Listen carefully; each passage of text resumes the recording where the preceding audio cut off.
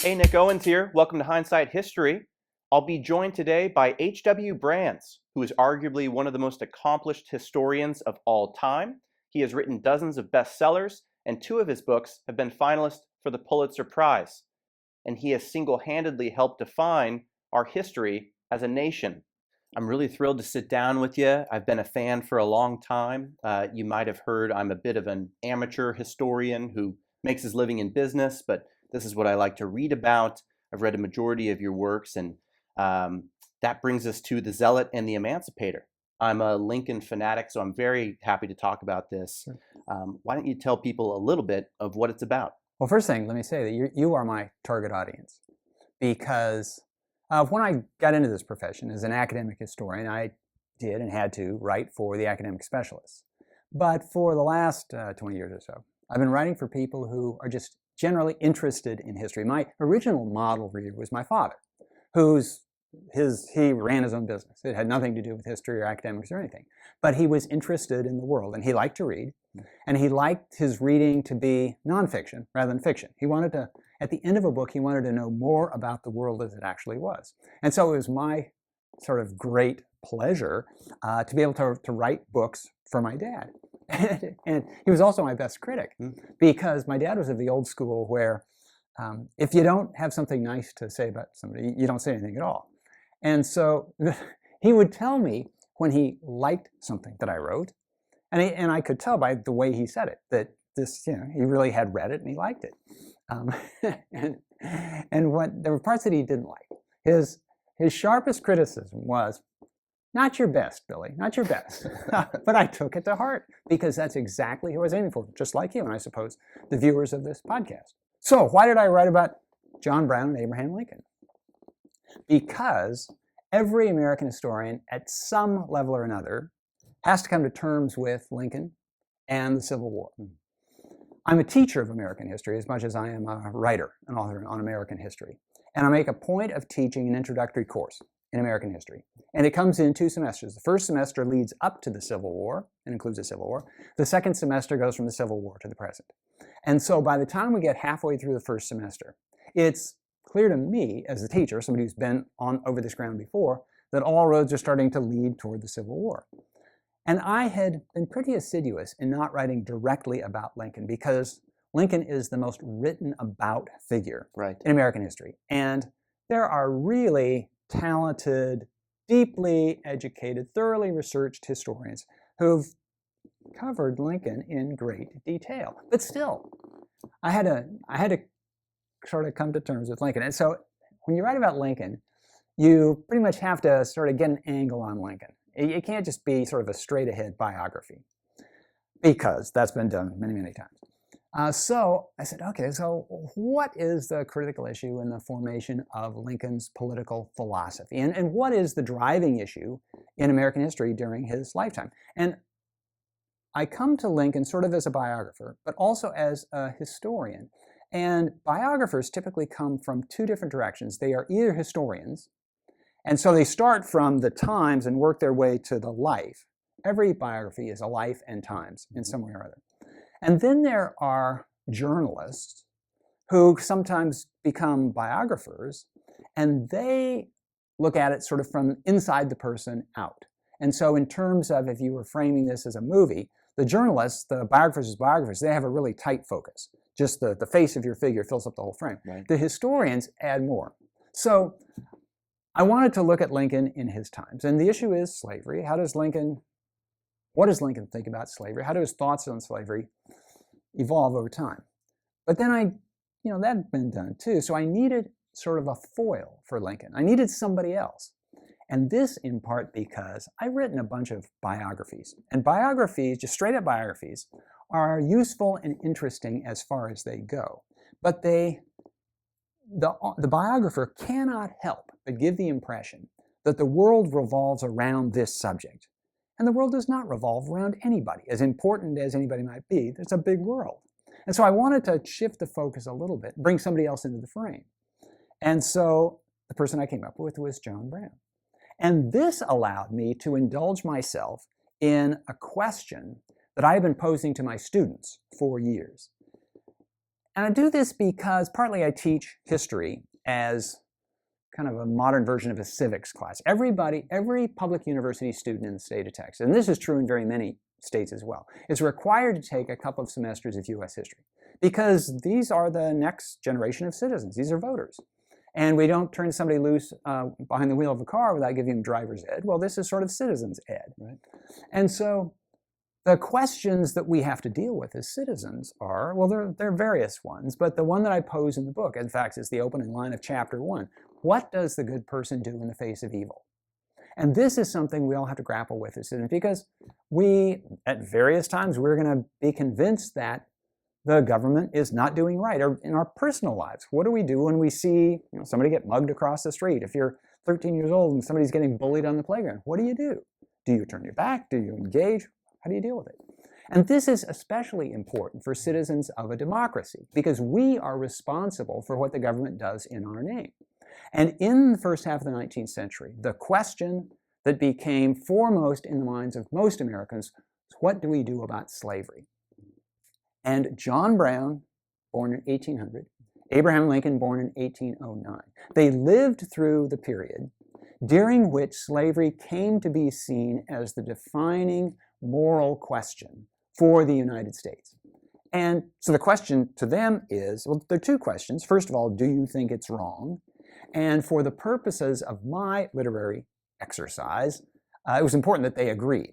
They came to that belief over time, and part of the story that I tell is how they came to think what they thought about slavery. But then the question is, okay, you think it's wrong. They both thought it was wrong. But what are you going to do about it, John Brown? What are you going to do about it, Abraham Lincoln? And they came up with two quite different responses to what you're going to do about it. And John Brown decided that slavery was so evil that the only recourse was, if necessary, and he thought it was necessary, to take arms against slavery, to engage in violence against slavery. Abraham Lincoln said no to that. Abraham Lincoln believed that democracies work by reason. They work by debate. They work by law. Abraham Lincoln revered the Constitution. The Constitution, in Lincoln's view, was what held the country together. It's what guaranteed the rights of anybody. And if the Constitution was lost, then everything would be lost. John Brown said, to hell with the Constitution. The Constitution is guaranteeing slavery. So John Brown put his own views about the evil of slavery above the Constitution. For Abraham Lincoln, the Constitution was above everything else. So this is the story that I tell in the book. Right, and that juxtaposition between both of those two characters, pretty fascinating there. And I think a lot of people forget Civil War begins, and it's a states' rights economic struggle. And Lincoln, with the Gettysburg Address, with the Emancipation Proclamation, he single-handedly elevates that. He's saying, this is not just about you have cotton, but we have steam power and more railways. He's making it about human rights. And a lot of people initially thought, no, that's not what we're fighting about. But what was really interesting in your book is Lincoln's evolution to that point. And he didn't necessarily start there with that conclusion. Oh, most definitely. So it has been a historical chestnut, a debate that's been going on and on and on. So what was the Civil War really about? Was it about slavery or was it about states' rights? And the way the question is posed is actually very misleading because it makes a good argument, but in real life, it doesn't have to be about one or about the other. In fact, it was about both. And one of the things I point out to my students, and I try to show in the book, is that you don't just snap your fingers and get a civil war.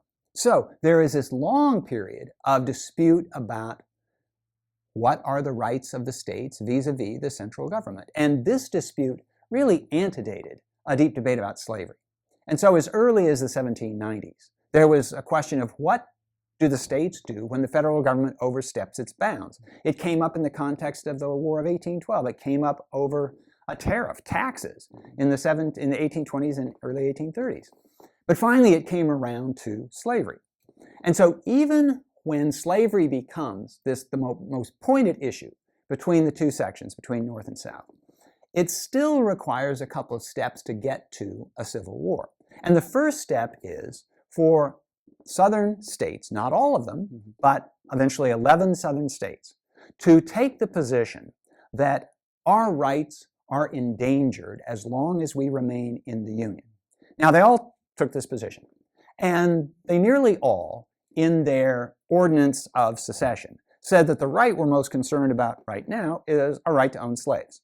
And so it was clear that slavery was the precipitant, but the underlying cause for the Southern states was they believed they had a right to leave the Union over any cause, and they were simply exercising a constitutional right. And so for them, secession was both about slavery, but they also had to have the belief that they had the right to leave the Union. Lincoln's response, at first, had nothing to do with slavery. Lincoln's response was, sorry, the Constitution does not allow you to leave the Union. And slavery is not part of this debate at all.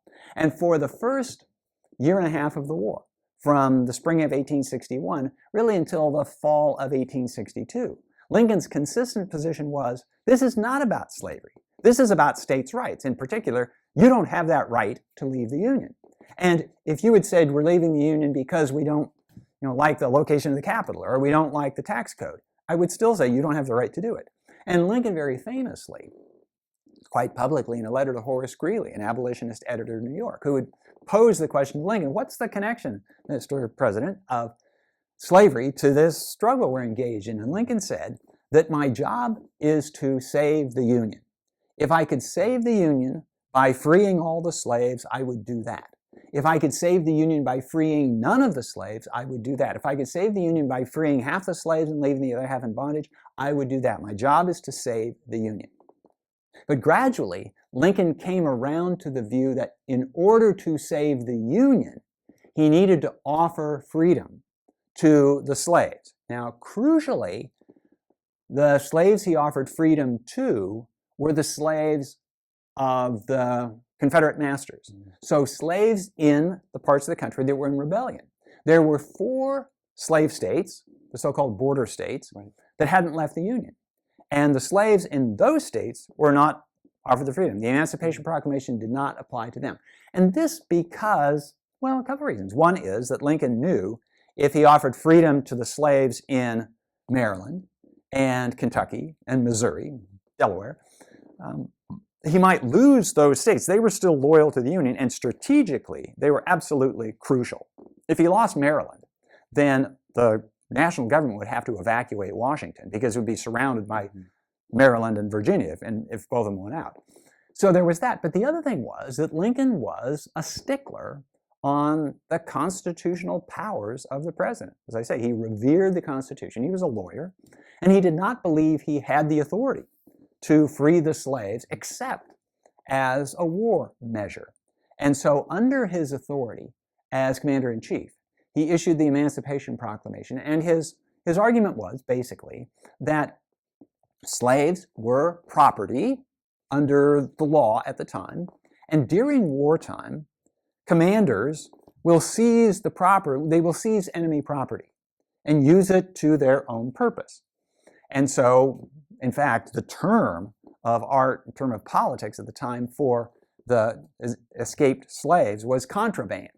And so the contrabands, enslaved people were already fleeing from the Confederate lines behind the Union lines, and Lincoln had to figure out what to do with them. And so, so now in the Emancipation Proclamation, he says that the enslaved people in those parts of the Union in rebellion against the Union, they are now free. And he went on to encourage them, those of military age and capacity, to join the Union armies, basically to fight for their freedom. So he came to this position slowly, a little bit, I won't say exactly reluctantly, but he had to be convinced that the time had come. Because Lincoln understood something that is often forgotten, and that is that it's true that the North wound up fighting to free the slaves, but freedom for the slaves was not a war aim of most Northerners, certainly not at the beginning. Crucially, when the war began with the Confederate shelling of Fort Sumter in April of 1861, then Lincoln issued a call for volunteers. He said 75,000 volunteers to come and do what? To defend the Union, not to free the slaves. And first of all, Lincoln didn't think he had the authority, but he also knew perfectly well if he asked for volunteers to free the slaves, nobody would show up. Because Northern opinion at the beginning of the war was generally opposed to slavery, but it ran from really tepid opposal of slavery, just because those Southerners are kind of obnoxious with their slaves, to outright violent abolitionists. But there were very few people who were going to sign up to engage in a crusade that might kill me to free the slaves. Looking at these two characters, it's believed Abraham Lincoln, John Brown never crossed paths. No, and as the author of a book about the two, I had to sort of finesse that, because it would have been, from a dramatic standpoint, it would have been great if we have these two roads, and then finally at the climax of their lives, boom, there they are. Right. Well, no, they didn't. So. They shared a mutual acquaintance. Well, they did, and so this is a case. So Frederick Douglass, yes, is the go-between, and this falls in the category. If Frederick Douglass had not existed, I would have had to invent it, or somebody like him. Right. And this is entirely true. I don't do historical fiction, at least not for public consumption.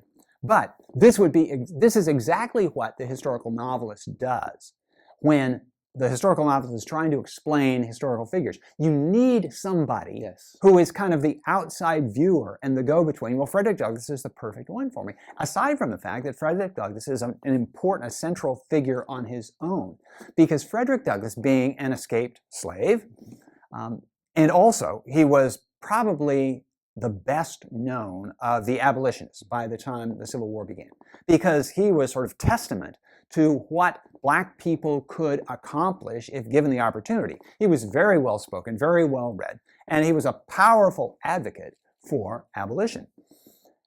And he knew John Brown, and he admired John Brown, but he thought that John Brown, I was about to say, so I have to stop myself. I was about to say that John Brown maybe had a screw loose, and I have to stop there, because there is this caricature, and it started from the time John Brown was alive, that he was crazy John Brown, he was often called.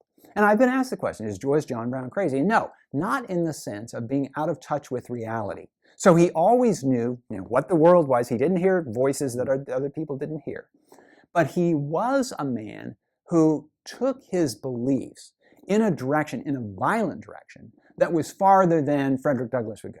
Frederick Douglass was an abolitionist, but there's a moment of truth in the book. I don't want to be a spoiler in my own book, but there's a moment of truth where John Brown is about to launch a raid on Harper's Ferry. And he sends a letter to Frederick Douglass saying, Douglass, you got to join us. Because Brown knew that this would give immensely more credibility to this effort to free these enslaved people around Harper's Ferry, Virginia. Because who would listen to this white guy, come to free you all? Old Testament preacher almost. Exactly. Yes. But if a former slave himself, Frederick Douglass, comes along and says, join this, then it would have been much more effective. But Douglass says no. And he says no partly because Douglass realized that his gifts were not in the realm of fighting. He was a writer, not a fighter.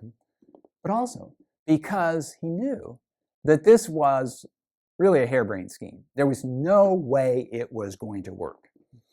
And it didn't. And he didn't exactly say this. So they spend most of one day just sort of talking to each other. And Brown is trying to talk Douglass into doing this thing, into joining. And Douglass he's trying to resist. And it wasn't easy for Douglass to resist, because he realized something that all the other abolitionists realized, was that John Brown had the courage of their convictions. It was easy for the abolitionists to talk, no skin off their teeth, but to actually put your life on the line, which was what John Brown proposed to do. So Douglass was kind of uneasy in saying no, but he had to say no, he did. And John Brown went off and launched this scheme that turned out to be harebrained and led to the capture, trial, conviction, execution of John Brown. And that would have been the end of it, except that it happened at this absolutely crucial moment when the emotions on both sides of the Mason-Dixon line, the southern border of Pennsylvania, which was traditionally north versus south, when emotions were at this, it's almost on hair trigger. And so anything that happened was going to set off something or other. And we today, in 2021, live in a fairly hyper-partisan age where everything gets politicized. Yes. This was definitely the case in the late 1850s, the very early part of the 1860s. And in fact, it was hyper-partisanized in a violent way. So John Brown, before he gets to Harper's Ferry, has become, in essence, an abolitionist terrorist. John Brown led a small group of followers to Kansas Territory when Kansas had been open to immigration, open to both Northerners and Southerners.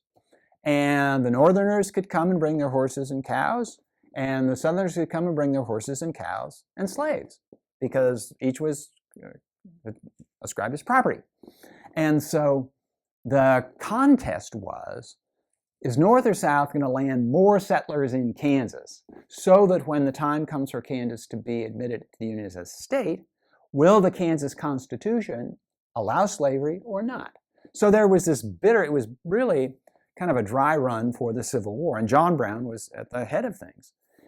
And John Brown did not content himself with sort of fighting in the open field of battle. In one critical moment, critical because it really showed what John Brown would do in his opposition to slavery, John Brown organized this band of about half a dozen men, and in the middle of the night, they descended on a pro-slavery settlement on the banks of Pottawatomie Creek.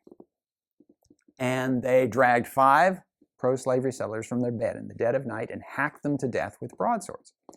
And certainly, by definitions today of terrorism, this was an act of terrorism. It was an act of political violence, lethal violence in this case, designed to send a political message. And the message was then, pro-slavery settlers, if you come to Kansas, this could happen to you.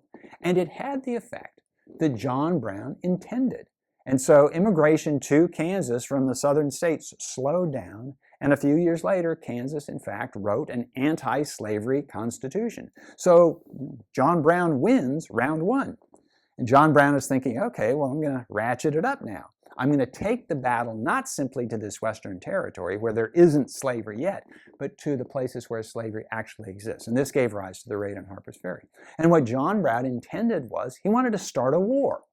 He essentially, well, when he described it to his supporters, sort of, I call them the armchair abolitionists, the ones who were content to write essays against slavery, Henry Thoreau, Ralph Waldo Emerson, people like this, and give lectures, but take up arms. No, we'll let somebody else do that. We'll contribute money to the cause, to the defense of free Kansas, for example. So they gave money to John Brown. And again, if one were to draw connections to today, well, one of the big things that the Justice Department, the FBI does today is make sure that people don't launder money and send it to terrorist organizations. Well, this money was just flowing to John Brown. He was a terrorist organization on his own.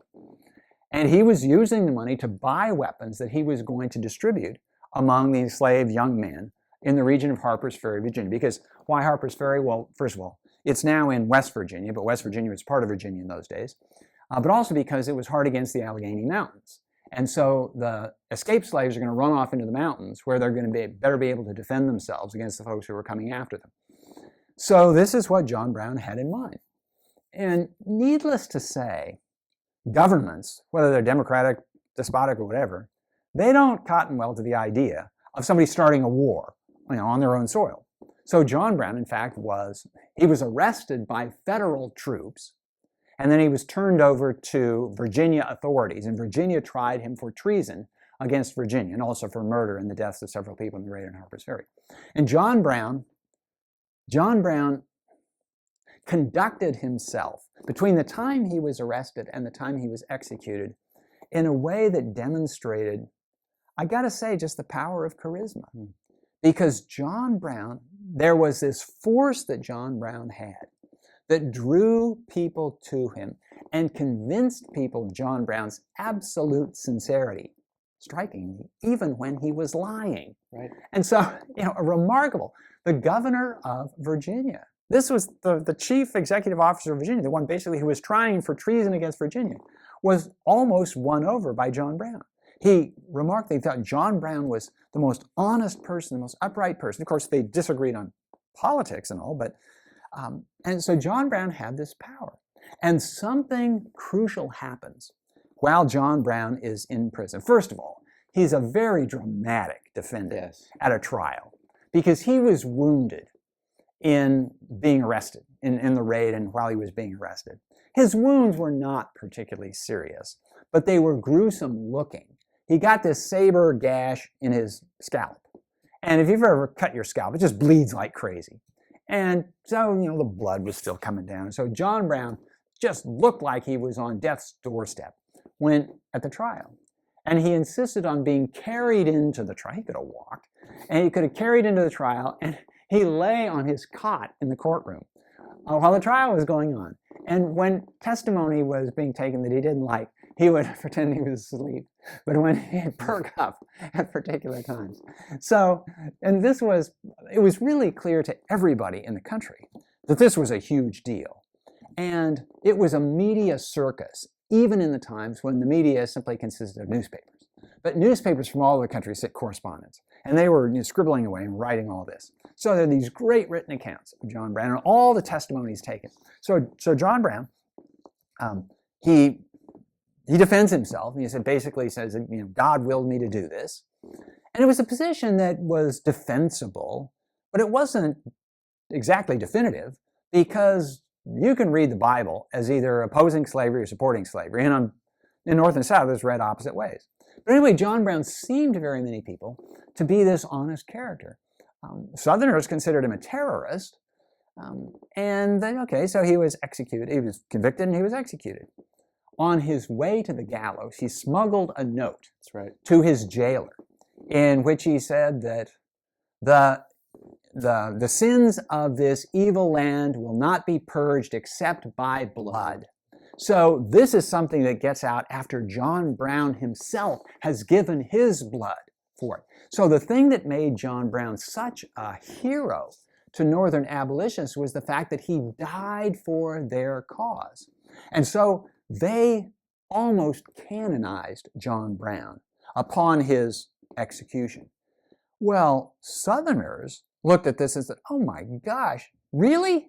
Imagine if Osama bin Laden had been captured right after 9/11 and tried and executed, and half the country said Osama bin Laden was a martyr to the cause. Well, you can imagine what the reaction would be in the United States, a terrorist who killed lots of people. Well, this was the reaction of the South. They said, okay, we cannot live safely in this union anymore with the other half of the country, which celebrates this guy that committed terrorist acts and was trying to start a war in which thousands of us would have been killed. So John Brown's raid on Harper's Ferry was not quite the last straw that led to Southern secession, but it was an important last step to getting there. Really, the last straw was the election of Abraham Lincoln. And both Lincoln and Brown reached the same conclusion on slavery. What's Lincoln's reaction to this and to John Brown? Yeah. So while the abolitionists are idolizing John Brown and making a hero of John Brown, Lincoln is saying, John Brown is not one of us. I'm not like John Brown. John Brown is not a Republican. Lincoln was a member of the Republican Party was relatively new at that point. And Lincoln said, John Brown is not a Republican. The Republican Party does not stand for that. Southerners, the opponents of the Republicans, and not only Southerners, but Democrats, any opponents of the Republicans, were saying, John Brown really is a Republican. And you Republicans, this is what you would do if you ever get elected. And Lincoln was saying, no, not at all. Abraham Lincoln thought that John Brown had done a bad thing for the country, a bad thing for the prospects of ending slavery. In fact, in the short term, John Brown really tightened the shackles of slaves rather than loosen them, because after an uprising like this, many of the small freedoms given to slaves to hang out on their own on Sundays, when people weren't, when their overseers weren't actually monitoring their behavior, that went away. And life was harder for enslaved people after the John Brown raid. But furthermore, Lincoln, up until this point, his whole political life had been premised on the idea that slavery will end in this country by constitutional means. Not by war, not by violence, but by constitutional means. And the idea was that the northern states had ended slavery when slavery no longer suited their economic development. The economy of the United States had sort of gotten into the beginnings of an industrial revolution. And as you make the shift from agricultural labor to industrial labor, one of the things you need is a flexible workforce. Because factories, when demand for their products declines, you got to lay people off. And whatever else it is and isn't, slavery is an utterly inflexible workforce. You're stuck with the slaves, or they're stuck with you, but you're stuck with them from birth until death. And so northern states had ended slavery not out of any fit of morality, but because they sort of no longer needed it. Now, I have to say this, that there was always a tension regarding sort of morality and necessity regarding slavery. And nobody liked slavery. I mean, not even the slaveholders. Only really as you get right up to the beginning of the Civil War do you get a real apologist for slavery. At the best, the founders considered slavery to be a necessary evil. We don't like it. We wouldn't have invented it, but it was here. We inherited it from the British. But it's the only way we can figure out to run our southern economy. Northern economies evolved in a way, and by the way, at independence, slavery was legal in every state. But the northern economies developed in a way that we don't need this anymore. And so we can say, all right, we can soothe our consciences by ending slavery. And Lincoln believed that that would happen in the South as well, that modernization was this process that was bigger than the United States, bigger than the North, and it was going to roll over the South. And Southerners, in their own self-interest, would come to the conclusion that slavery no longer suited them, and they would end, Virginia would end slavery the same way Massachusetts ended slavery, the same way New York ended slavery. But then comes John Brown, and Lincoln realized, oh my gosh, this is just going to make it that much harder for people in the South to say we no longer need slavery, because now this is an attack on their identity. This is an attack on their lives. So the hardcore pro-slavery group really comes to the fore, because see, this is what happens if we stay in the Union. So Lincoln believed that slavery would end by constitutional means. It was only with reluctance that Lincoln took up arms to, well, first, he wished the South hadn't seceded. Once the South did secede, he took up arms. Initially, he didn't want to get slavery involved in this. Finally, he concluded that it was involved, and therefore you need to bite the bullet and make an end of slavery a war aim of the Union. The first war aim, initially the only war aim, was preserve the Union. But then emancipation was added in the beginning of 1863 with the Emancipation Proclamation. But even then, Lincoln understood that the Emancipation Proclamation, this is just an executive statement. It doesn't even have the authority of Congress. It certainly doesn't have the authority of the Constitution. It was a very weak reed on which to rest emancipation. Because Lincoln, as a lawyer, understood, you know what's going to happen as soon as the war ends? If the Emancipation Proclamation is the only thing that supports emancipation, well, I mentioned this earlier, that during wartime, it's standard practice to seize and use property of the enemy. So Ulysses Grant, when he was campaigning in Virginia, basically he commandeered somebody's house and used the house as his headquarters. And the deal is, when the war's over, you give the house back. Well, this is what was going to happen with the slaves. Because if it's only this executive order, then as soon as the war ends, if all we've got is the Emancipation Proclamation, lawyers for Southern slave owners are going to file lawsuits against the federal government saying, return those slaves. You must under the laws of war. You must under the Constitution. So actually, when Lincoln issued the Emancipation Proclamation, in the next breath he said, and now we've got to amend the Constitution. Because Lincoln understood it was only when the Constitution was amended, that slavery would be done once and for all. And he was right. Slavery outlasted the Emancipation Proclamation. It outlasted the end of the Civil War. It lasted until the approval of the Emancipation Proclamation at the end of 1865. So I recently revisited the Gettysburg Address after reading your book, and it is amazing when you sit and listen to it, just how powerful it is. Not overly long, and knowing a little bit of the background that day, Edward Everett, the noted orator of the day, speaks for nearly 2 hours. Right. He's a headliner. Lincoln gets up. He does just about 2 minutes. And what this is one of the big questions. How did it go over with the crowd at the Gettysburg Address? In the 19th century, in the middle of the 19th century, political oratory was a form of entertainment. And so people would put on their Sunday clothes and then go and listen. And, they expected to be entertained for a while. If you went into a movie theater and the movie turned out to be short and was only 7 minutes long, you'd feel really disappointed. And that's why they needed somebody with a lot of breath, like Edward Everett. And he was indeed the headliner. And people came to listen to Edward Everett. And he did a great job. And he was the one that was written up in the papers the next day. And that's where all the attention lay. And in fact, the problem with Lincoln was, and this was in the days before electronic amplification of voices, Lincoln did not have a big voice. And the real orators did.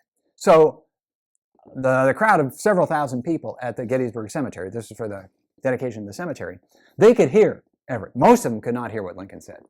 He has that, not the deep baritone that's been portrayed in every movie of all time. Oh. He's got the Daniel Day-Lewis sort of high, reedy, Yeah. Midwestern twang to it. Well, that's right. And it doesn't carry. And it's fine if he's in a courtroom when the jury's right there and the judge is right there. But for outdoor speaking, and occasionally I've tried giving outdoor speeches, and you really have to have a voice for it. You better hope the wind's not blowing too. And so almost nobody heard what Lincoln had said. And he had the speech published, and Lincoln did understand that there's a lot to be said for brevity. There's a lot to be said for not saying very much. In our day and age, you think of sound bites, or what will it fit on a bumper sticker? And Lincoln understood that they didn't come to hear him speak. They came to hear Everett speak. And he didn't want to give a long speech. He was not a good public speaker. He didn't have the voice. He didn't have the presence. But he was, I'll call him the greatest poet of American presidents, because he could put words together in a way that really made an impression. And Lincoln was one of those speakers whose words read better than they sound. And because he knew, in fact, that in those days, people would read his Gettysburg Address. 1,000 times more people would read his Gettysburg Address than could ever hear it. Again, nowadays we see people on TV and whatever else. But no, it was just how would it read? And so Lincoln really took time, almost like writing poetry. Every word sort of had to fit into place. As a result, he got a lot more mileage out of fewer words than anybody else. In fact, Lincoln gave essentially 3 speeches as president. His 2 inaugural addresses, you have to give those, and then the Gettysburg Address. Now, Lincoln is often considered to be one of the great speakers as president, but it's a really sort of small database for work from. He's only got 3 speeches. But that's the way it was in the 19th century. Because the speeches are only heard by people who are actually there, and that's a very small portion of the number of people to whom the president is actually trying to convey this message. Mm-hmm. And it's funny, he didn't have the formal education, and a lot of books talk about Lincoln. He didn't consider himself to have a very wide breadth or depth of knowledge, but he said, I know Shakespeare. He knew Shakespeare, and he read his King James Bible. Yeah. So Lincoln had all the advantages of self-education and none of the disadvantages of education. And in this regard, Lincoln is a lot like Benjamin Franklin. So Benjamin Franklin is sort of that other sort of self-made, self-educated American hero. And in both cases, they never quite knew what they didn't have to know. One of the things that a formal education lets you know is what you don't have to know, because if it's not going to be on the test, you don't have to know it, essentially. And with Franklin, it was, okay, he never knew what he didn't have to know, so he wound up learning everything. With Lincoln, he took a different approach, and that is sort of what he knew well. There was a lot of stuff he knew he didn't know. He wasn't a scientist. He wasn't, well read in the classics. But what he did know, you mentioned the King James Bible, Pilgrim's Progress was another one, the Book of Common Prayer, sort of things like this, Shakespeare. So he knew how to put words to use. And so nowadays, no one remembers it's almost impossible to find what Edward Everett said on that day because it just sort of blew away on the breeze. But Lincoln's speech lasts. But I should say this, that presidential speeches generally, they last only if they lead to something. And so these days, presidents give speeches all the time. They give State of the Union addresses, they give inaugural addresses, and I'm often asked, so was that a great inaugural address? Or what are you looking for in the State of the Union speech coming up? And then the question is, so what makes a great presidential speech? And the answer is, what happens next? If what happens next is important, then people go back and look at the speech. But there is not a single presidential speech you can point to that didn't have important consequences that anybody pays any attention to. Because presidential speeches, like political speeches generally, they just, they blow away. But if you're president and then something important follows, and with Lincoln, the Gettysburg Address would be utterly forgotten if the North of the Union had lost the Civil War. If Lincoln had not been reelected in 1864, if the South had succeeded in seceding, then the part that the key part of the Gettysburg Address, we're engaged in a struggle to see whether government of the people, by the people, for the people shall not perish from the earth. If it perished from the earth, then we wouldn't pay any attention to it. Yeah, okay, he saw it coming, but still, he was on the losing side. So the reason we remember the Gettysburg Address is, for sort of the general consumption, it is that Lincoln is summarizing in 240 words or whatever the number is, what this war is about. Yes. And that's really crucial because up until that point, it was kind of unclear what the war was about. He was saying it was to preserve the Union, but now it's about more than that. And for those people who were listening very carefully, and I said Lincoln took care with the words that he chose, those people who were paying and could hear when he was saying, he says 77 years ago. And if you can do your arithmetic really quickly, yes, you'll know that 87 years before 1863 is not 1789 when the Constitution was adopted, because until then, the war had been all about the Constitution. Right. He should have said, 19 years ago. But no, he says, we're going to go back 87 years ago, quickly do it. That's 1776. That's the Declaration of Independence. That's all men are created equal. So Lincoln is elevating equality now to a war aim. And that's absolutely crucial. Because in American history until then, the Declaration of Independence was this kind of glittering thing that didn't connect directly to the Constitution. The Constitution was what the Union was based on. And constitutional lawyers, politicians, everybody based their claims about the Union on the Constitution. They did not refer directly to the Declaration of Independence. That, at most, was kind of a literary grace note, a flourish or something like that. Now Lincoln is basically writing the Declaration of Independence into the Charter of the United States. He's breathing new life into it. First sentence, he's saying, this is where we've been. Second sentence, this is where we are. And in the remaining 8 sentences, this is who we could be. This is what we're obligated to become. And it seems like you needed time. Time had to go by for this to, I don't think Lincoln, it was impossible in his own life for people to appreciate the fact he might have been the best writer of his time. He might have been one of the top intellects of his time. And I know it's been said in Ken Burns' Civil War documentary, one of 2 geniuses at the time. Yeah, I guess genius here is, it helps a lot to be at the right place at the right time.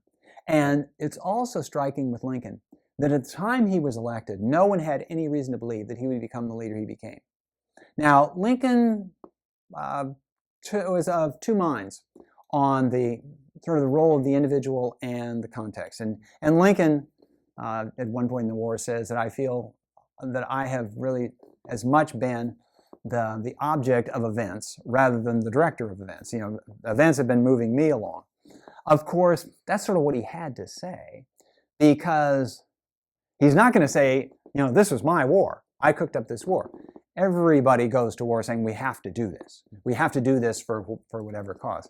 There was another thing with Lincoln, and that was that peculiarly among presidents, Lincoln was that chief executive who, because of one decision that he made, basically American history turned on that decision. Most of the time, presidential power is overrated.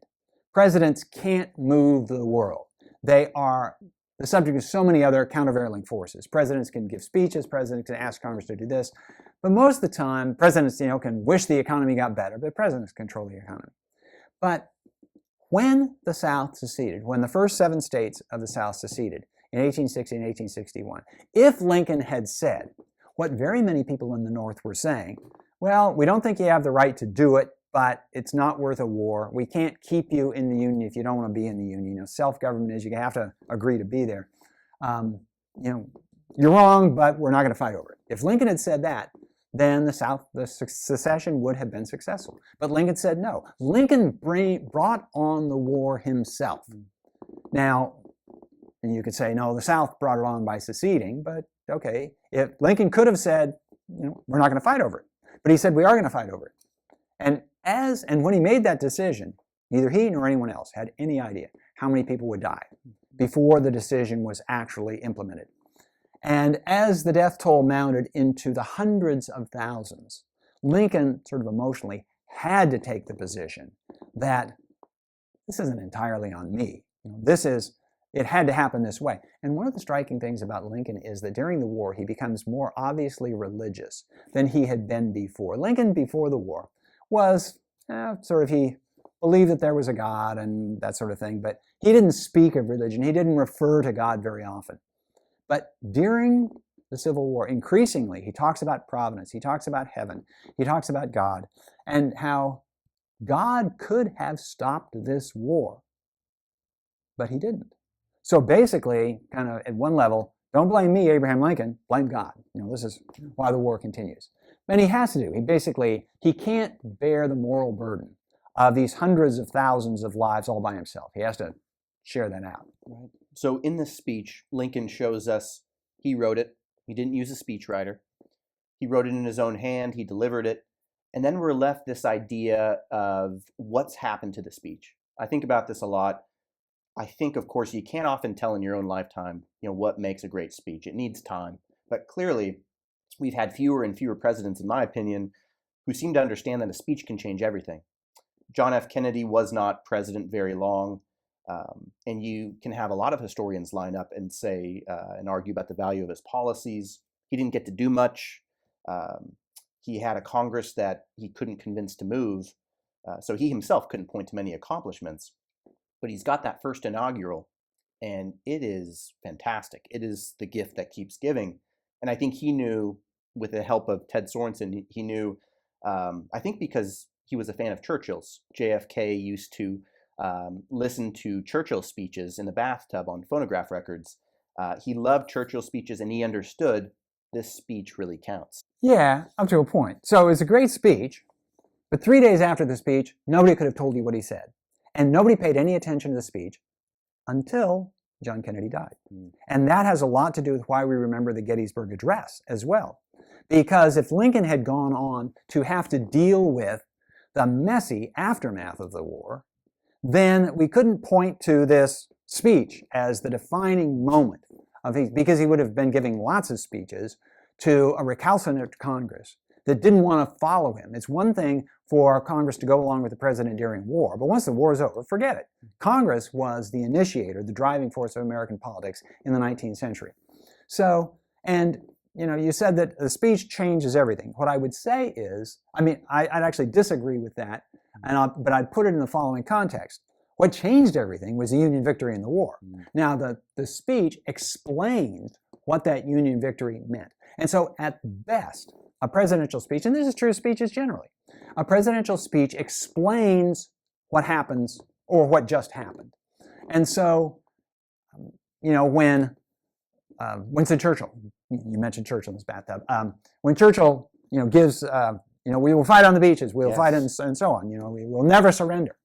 Well, if in fact 3 months later they had surrendered, and if they had lost the Battle of Britain, then okay, it would have been entirely different. So, sort of actions drive history. Yes. And then the words explain what the actions mean, if they're really well chosen. And Lincoln again, I mentioned that the three speeches he's known for. Well, and the great merit they all have is that they are brief. Because if you're speaking for the next day's newspapers, in those days the newspapers would write up the whole speeches. But if you're speaking for the history books, you're only going to get a few lines. So make sure you know the lines they're going to quote, because otherwise they'll quote the wrong ones. So with Lincoln, that's about the only presidential speech that is regularly repeated in entirety. Yes. So you can include the whole thing, but no other presidential speech. And you get the other extreme, where Theodore Roosevelt's first message to Congress, admittedly it was a written message, it was 20,000 words. It'd take 3 hours to read. Bill Clinton was a great speaker, but he didn't know when to stop. I remember listening to those speeches live, saying, "Stop now, Bill, stop!" No, go on and on. It's two components. It's the speech, but the speech alone can't do it. It needs the situation, needs the moment. And what I'm curious about, and I'd love to get your opinion, is I get despondent sometimes because I cannot think of an inaugural address that I've really liked. Can't think of a State of the Union address that has really moved me, because I feel like today they've become containers for, if it's the Republican Party, we need to throw the RNC, the red meat. If it's the Democratic Party, you've got to announce all this policy. You've got to touch every base today. And that doesn't make for a great speech necessarily. I usually find them to be overly long, and I usually find them to be doled out, please applaud segments. I don't find them inspirational. They're not elevated. Now, I know I'm holding them to a high standard as we're talking about Lincoln and Churchill, but... Right. Well, when we talk about Lincoln and Churchill, the big advantage they had as orators, as speakers, was they were speaking in the middle of a national crisis where they had everybody's attention. And furthermore, they had the people that they were speaking to already inclined to agree with them. So there's a lot to be said just in terms of presidential impact for war. When you lead your country in war, when you're a prime minister of Britain and you lead your country in war, then people really focus on what you were saying, because the battle is raging, and Gettysburg, they're burying thousands of people. What does it mean, Mr. President? What does it mean, Mr. Prime Minister, that the bombs are raining on us? So explain this thing to us. And so when you have that setting, then you have the opportunity to make such a speech. But presidential rhetoric today is not a whole lot worse than it was sort of from the beginning. George Washington's inaugural, he hardly bothered, and he said, "Thanks, of course I'm president, and we're going to get going here." But very quickly, they degenerate into, and here's what we're going to do, and here's what we're going to think, and who we're going to thank. And so it's, in this case, the present day suffers by comparison with the past because we don't remember that the past was just as political in its own way. There are those, again, if you're to hold John Kennedy or anybody else up against the Gettysburg Address, all right, well, it's like you pick the greatest of all American greatest hits. Yes. And that's the standard, that's our measuring stick. There were moments, I think, thinking back to Reagan after the Challenger disaster. There were, Barack Obama gave a great speech in Tucson after the Gabby Giffords shooting. And it's interesting, the president comes in, we don't actively elect a president to console us, but it turns out to be one of the most important parts of the job. There's no question about it. And you mentioned those two speeches where people are inclined to be sympathetic to the message. When you give a political speech, basically half of your audience is inclined to be opposed and not like what you say. But when you're talking in the aftermath of an unexpected death, in the case of the Challenger, then, okay, you are the consoler in chief. Yes. And if you can articulate what millions of Americans are feeling, then that's really important. And that speech that you refer to of Reagan is considered by many people to be his most effective speech. When he gave the speech, he sort of walked off the set thinking he'd flubbed it and hadn't done a good job. But the response was really strongly positive. But there again, I mean, it's a little bit like what Lincoln was doing at Gettysburg, because he was commemorating the people who had died for this cause. And so it would be really sort of churlish to say, I don't like what he said. Well, wait a minute, come on. These people gave their lives for the cause. So, yeah. And you touched on this a little bit, thinking of Lincoln, it's brevity. He was a master of brevity, and it's lean. And if you just look at the prose or poetry, when he wrote speeches, they were poetic, but they were lean. You think about another example, Franklin Roosevelt in Lend-Lease. He's comes up with this analogy of our neighbor's house is on fire. Right. We're going to lend them our garden hose. Just going to let them borrow it, which is brilliant, but it's also very misleading in a way. Yeah. It doesn't work, but it worked beautifully. What I think we get away from now is I'm yearning for a president or a major policymaker to get up at an event and say a speech with great brevity that has power. And I feel like we're in an age now where that may be lost. And it's easy to say, oh, well, the olden days were better. I understand that. But so I'm going to quiz you. I'm going to put you on the spot here, sort of. So what's the speech that George W. Bush is best remembered for?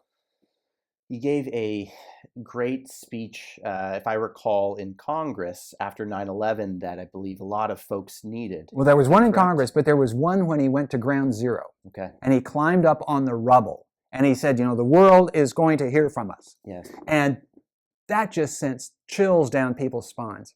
But it's exactly the same thing. So if you're asking for a speech that will move, a presidential speech that will move you, that will cause you to feel that we Americans are pulling together for a common purpose. I hate to say it, but we're going to have to get attacked by somebody. So Franklin Roosevelt's speech after Pearl Harbor, because we are a country where people have very different views about what government should be doing. And about the only time that nearly all of us agree is when the country is under attack. And when the country is under attack, we pull together, at least for a while. Or at least the critics have to shut up for a while. And I thought maybe that the COVID pandemic would cause this sort of rallying together, but Donald Trump was simply not the person to do it. Another president might have done it, although it's kind of hard to say. We are at a moment in our history where everything gets politicized really fast. Soundbite culture. Yeah. But the reason that Franklin Roosevelt and Abraham Lincoln are considered the two greatest American presidents, with sort of a courtesy exemption for George Washington. He was the first, and you always remember your first. But Franklin Roosevelt and Abraham Lincoln, because they led their country through a great war, an existential war, at which the meaning of America was basically at risk. And so, you mentioned Lend-Lease. This is what this war is about. His Four Freedoms speech. So you almost have to have that as the setting for the speech to have that kind of impact, because you have to get Americans pulling in the same direction. At every other time, we're pretty much evenly divided. So half of them are, and this is why the president now gives a State of the Union address, and there is the response by the other party. Yes. We're going to give equal time, so it dilutes it. And nowadays, of course, it's hard for presidents to command the attention of the country in the way they used to. When there were only 3 television networks, and that's the only way you could get live stuff, then everybody had to listen. When Franklin Roosevelt would give his fireside chats, yes, basically all the radio networks and all the radio stations of the country would play them. Saul Bellow, the author, was living in Chicago. And he remembers Roosevelt was giving him one of his fireside chats, happened to be in the summer. And Bellow was a young man, and he didn't want to listen to that. And so he went out for a walk, hoping to avoid Roosevelt. But in fact, all the open windows in Chicago, all the car radios, they were all tuned to the same thing. Everywhere he went, Roosevelt was following him. Wow. It's strange. It ceases to amaze me that it's such as old as Aristotle or older, but there's this thing where somebody's going to get up, whether that be a fireside chat, give a speech, and it's sacred. It's still sacred, and if it goes well, it's like a pebble in the water and it continues to emanate. And it's this thing where there is something maybe to this speech given that is absolutely remarkable, and now feels like we need it more than ever, or we need it at least as much as we've ever needed it. We need people to get up and talk. Yeah, we need people to get up and talk. If you're talking about speeches in a political context, as soon as one person gets up and talks and gives a great speech, somebody's going to get up on the other side and say everything you just heard was bunk. That's just the way politics works. And as I said, it's maybe a sad commentary, but that's just the way the world works, that great speeches, for speeches to have sort of the inherent greatness and the great response, they have to have an audience that is in a position to hear them. And speaking is this communication. It's the speaker, and then there's the audience. And I might say a great bunch of words one after the other, but if my audience is not inclined to listen, then they just fall flat.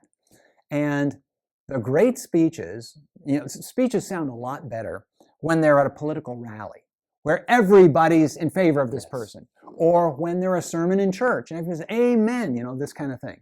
But if you're giving a speech in a context where people can stand up and say, I disagree, basically with everything that you say, then you're not going to get that, except, as I mentioned, during times of national crisis. So I'm going to urge you not to wish too hard for that great speech, because that great speech is only going to come when some disaster has befallen the country. So better to put up with lousy speeches and have good times than have great speeches and the hard times that they require. Well said. H.W. Brands, thank you very much for this opportunity. It's been an absolute treat. Curious if you're willing to share with our viewers what is the next project that you're working on? Well, I've taken up another divisive topic, and it's going to give rise to a book that's going to be published in November, and it's called Our First Civil War, Patriots and Loyalists in the American Revolution. And it gets at the fact that it was one thing for Americans to fight against British, but in order to even to get to that point, Americans had to decide among themselves, are we in favor of independence or not? And the bitterest fighting in the American Revolution was actually American against American, rather than American against British. Of one of those characters, did any surprise you the most as you were researching? Surprised me? I'll have to say no, because this comes with the territory of being a teacher of American history. So when I decide to write about a particular subject, I know the story already. I have to figure out how to tell the story. But the story that I tell, I can't say particularly surprised me. But one of the most interesting characters that I came across was Joseph Brant. Joseph Brant was a Mohawk chief, a member of the Iroquois Confederacy. And just as the Anglo folks, the Euro-Americans, had to figure out which side to choose between the British and between independence and continued attachment, so did the Indians. And for the Indians, it was sort of more fraught, because they not only had to choose sort of where their convictions lay, but they had to guess which side was going to win. And if they chose the wrong horse, then they were going to suffer the consequences of that.